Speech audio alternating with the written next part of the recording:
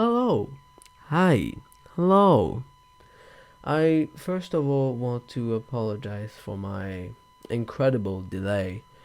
I know what I told you that I would release my first YouTube video in a week or so, I think I said. But the thing is, I got caught in a bunch of things. And now that I am free, I am finally able to finish the project. And you will find out what it is. I hope you enjoyed this first video, and once again, I apologize. Do you remember Resort to Love? Do you?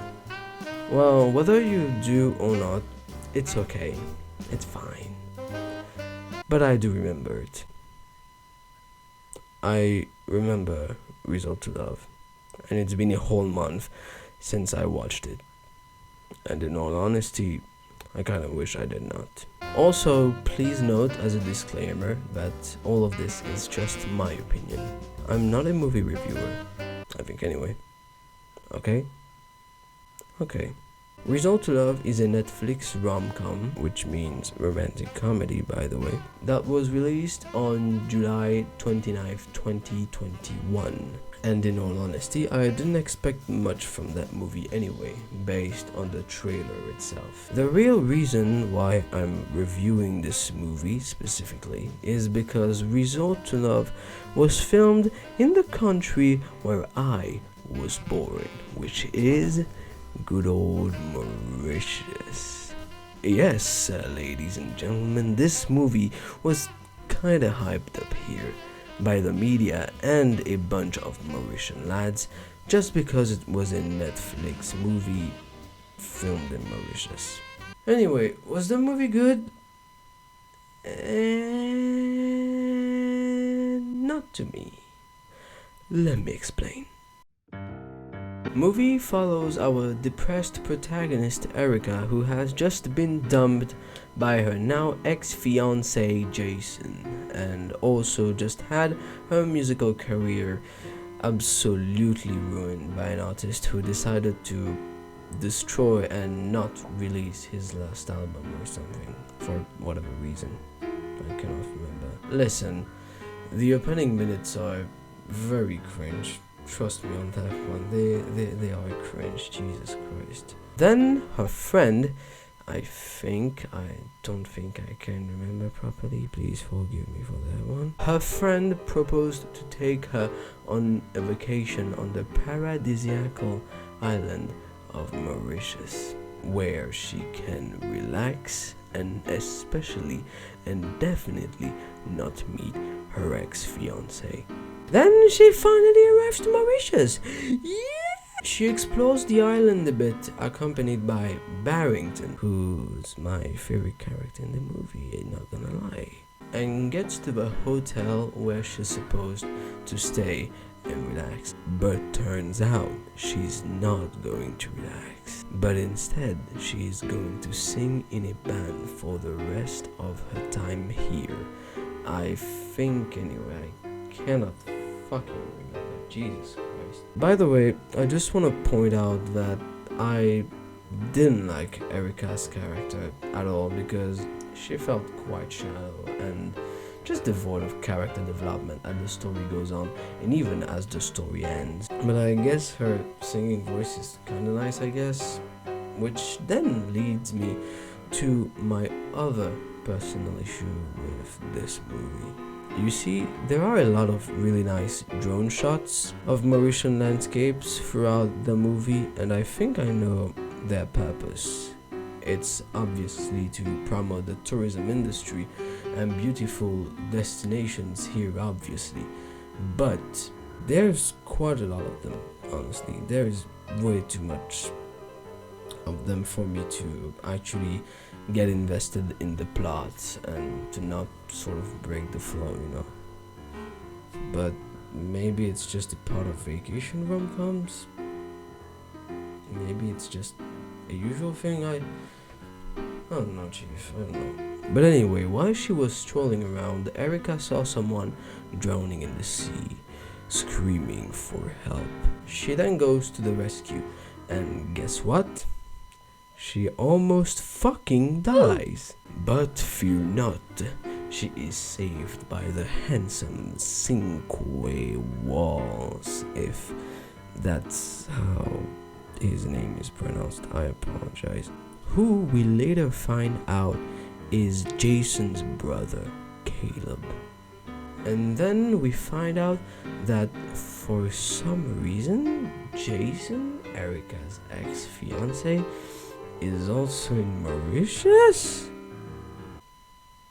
No way! Anyway, Jason is about to get married to someone else. Everything's awkward. There's a love triangle.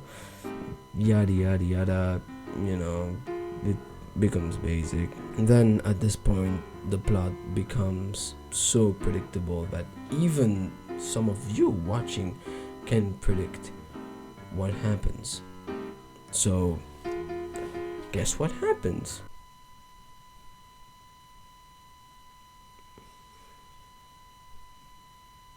It's just conventionally attractive people doing stuff, but in Mauritius this time.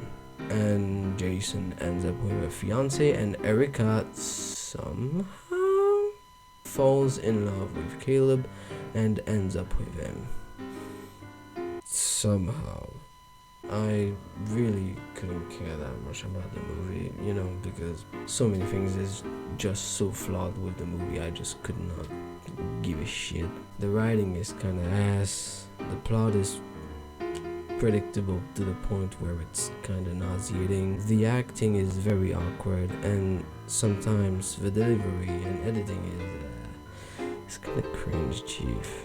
You know, for a romantic comedy, the humor, the comedy is it's meh. It's not good, chief.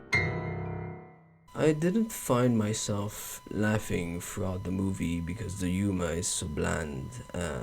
I did not laugh through the humor that the movie intended for the audience. I only started laughing a bit when I started piecing together and predicting this shit show of a plot. And honestly, there is just little to no romantic chemistry between Erica and Caleb, which makes the ending kind of disturbing to me anyway.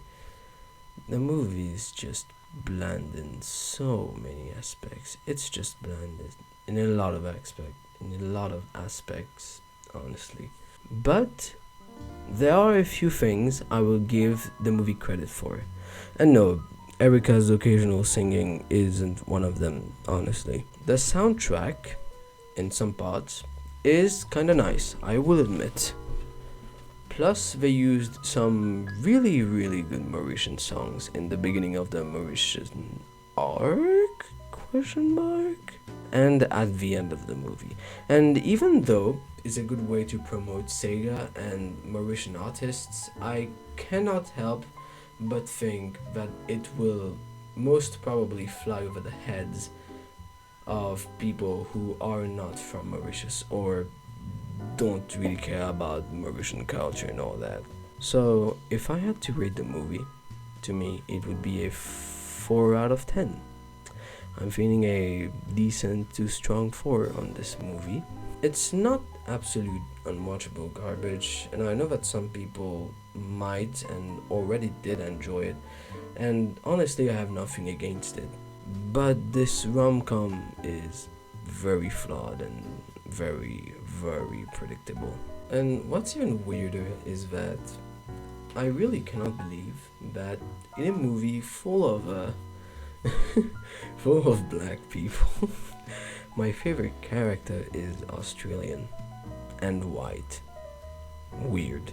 Nothing against their acting skills, of course, the main cast, I mean. It's just that the writing is ass and they had to go with it, and somehow Barrington is the only one who was not super involved in the writing and all. So he didn't have much to do, which actually kind of made me like him even more. Not even Alicia Keys, being one of the producers of this movie, could save it. And wait, now that I think about it, the whole movie revolves around her song No One. Anyway, the movie's still meh. The movie's still kind of ass cheap.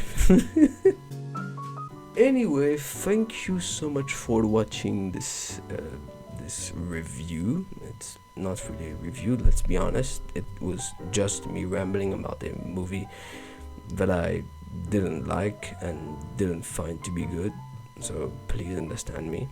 But hey, let me know if you agree or disagree in the comments below, and share your thoughts about the movie down there too, if you even watched it or remember it. Please like this video if you enjoyed, please subscribe, and don't share that with your friends, please.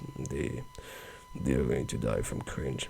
Thank you. As usual, I am your host Wifty, and they could have made a horror movie instead. Okay, thanks, bye.